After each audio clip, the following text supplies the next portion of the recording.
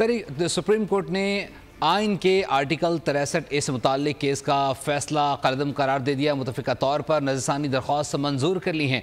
Chief justice of Pakistan ने कहा है कि सुप्रीम कोर्ट बार एसोसिएशन की नज़रसानी अपील मुतफ़िका तौर पर मंजूर की जाती है। केस का तफसीली फैसला बाद में जारी किया जाएगा।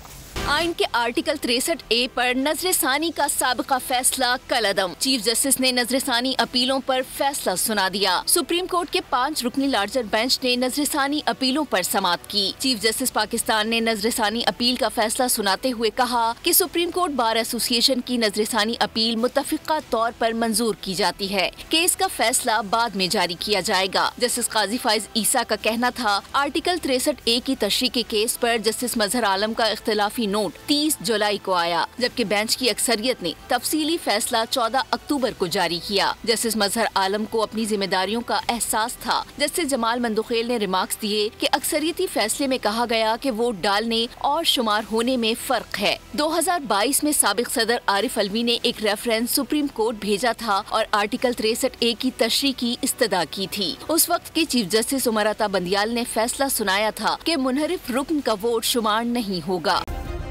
सब्सक्राइब करें और बेल दबाएं ताकि कोई खबर रह न जाए।